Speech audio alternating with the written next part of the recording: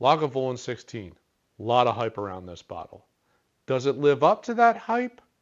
Or maybe there's another bottle from Lagavulin that would be a little bit better. Stay tuned for the review. I'll let you know what I think. Welcome back to Exploring Whiskey.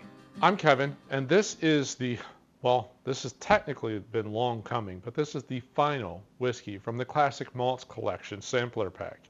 So the Classic Malts sampler pack comes out from Diageo, and it's a handful of different whiskeys that they produce throughout Scotland. So we've already done the Talisker 10-year, and we've already done the Cragmore 12-year. Now we get to graduate up to the oldest of the bunch. This is the Lagavulin 16.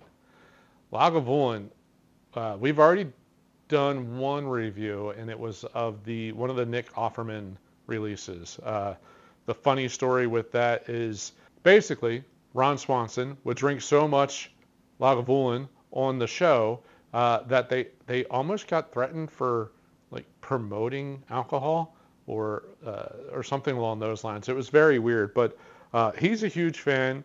I'm a huge fan of that particular release that we had from him, the charred barrel release.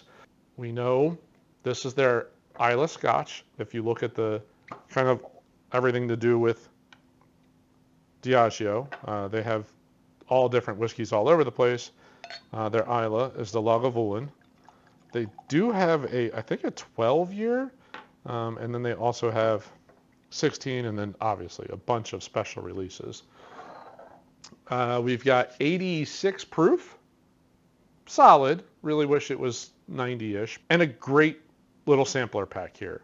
So this is 3 200 milliliter bottles of 3 very, again, like it's titled, classic malts. They're very classic single malts throughout the different regions of Scotland.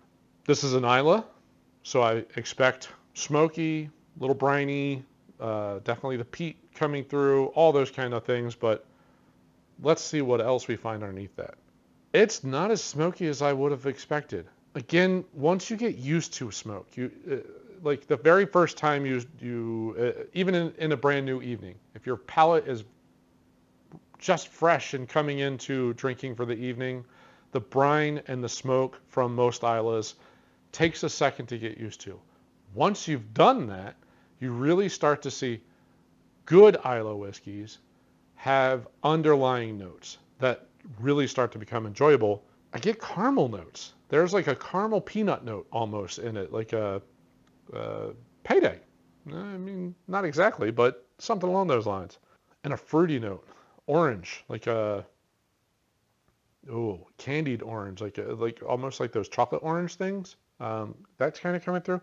Not getting super chocolate, don't get me wrong, but it's just like a really sweet orange note. And then there is a touch of smoke, maybe a little bit of brine, but man, is that not overly noticeable. Really interested to see what the palate is. Let's see. Palate is very different than the nose. The char is way more apparent on the palate. Really comes through smoky, meaty almost. Like there's a heftiness to the way this comes through on the palate. Still a little bit of like a charred citrus note, charred orange peel, something along those lines, but more in that world. Not nearly the same amount, like that caramel note is just not there at all. All right, basically lost the caramel note on the nose. Definitely get a good amount of charred fruit, charred oranges, charred peels, I wouldn't say pears. Orange is definitely charred orange. There's no question about that. But there's another lighter fruit with a char to it. Like a charred pineapple, something along those lines. You're taking a lighter and sweeter fruit, but charring the hell out of it, honestly. The smoke is way more apparent. The peat comes through. It's not ashy, but it's definitely way more smoky, a little bit more earthy, meaty. The peat, it's just like peat. Peat comes forward, and that is like the most upfront note that you're going to get out of this. If it had more of the sweet char notes that kind of play underneath that, That would have been really nice. I'm not quite getting that. That said, yeah, I could sip on this. No question about that. This is not the best Islay I've had, but it's really good. All right, I'm going to throw some water in here because I see a whole lot of oil sticking to the side of this glass. So I'm thinking this is going to have enough oil to do some magical stuff. That's what I always hope. We'll see what happens. The nose is softer, but I still get a charred orange, charred fruit note. I still get a little bit of a meaty, smoked meat type thing coming through, but it muted a lot of things down. So everything's not quite as vibrant. It's a little bit of a bummer, actually. Honestly, I think the Offerman one was a little bit better, had some more interesting notes to it. This is nice. There's a nice fruit that kind of plays underneath the smoke, but it's not super complex. I would have expected for 16 years and the notoriety of Lagavulin 16 to be, I don't know, I was expecting to be wowed. I know I've had 16, but honestly, it's been a long time. So I don't have a strong recollection of that. And I also don't think I really enjoyed Islay Scotch at that point. So, you know, I was trying to say, all right, I'm going to put that off to the side.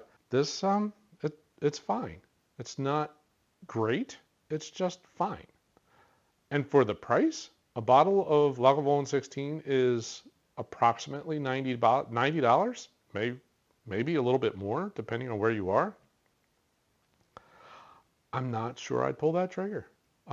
Very happy that it was in a sampler pack. And honestly, I don't remember how much this sampler pack was, but I want to say it was $40 or $50. I don't remember off the top of my head. I'm glad it was in the sampler pack. I'd be a little disappointed if I spent $90 on that to have. There are definitely other smoky Islay Scotches that I think are better. Even their own. Again, the Nick Offerman release is very solid. And I want to say that was an 11-year-old Lagavulin, so a little bit younger, but just more, the notes on it were very nice. Well, thank you very much for watching my review of the Lagavulin 16. Really would appreciate it if, while you're here, you know, put a little thumbs up on this video. Especially if you liked what I said, and whether, or if you disagree and you want to have a conversation. What am I missing? What notes am I not getting? Is the 200 milliliter bottle part of the problem? Is the fact that it needs to open up and breathe? Maybe. That's a possibility, and I'd love to hear from you. The series for all of the classic malts, I'm going to link up, well, maybe not all of them, but at least one of them or one or two of them I'll link up here so that you can go back and see what we thought of those. Totally think buying a sampler pack is the right way to go for this, just to try a lot of different whiskeys and see which ones you like. I will say the Taliskers, I have continued to buy more and more from Talisker because of this. I really enjoyed the tin. I've bought like 2 or 3 other ones at this point, so very solid way to find new distilleries and that fit your flavor profile. So thank you very much for watching. See you on the next episode. Cheers.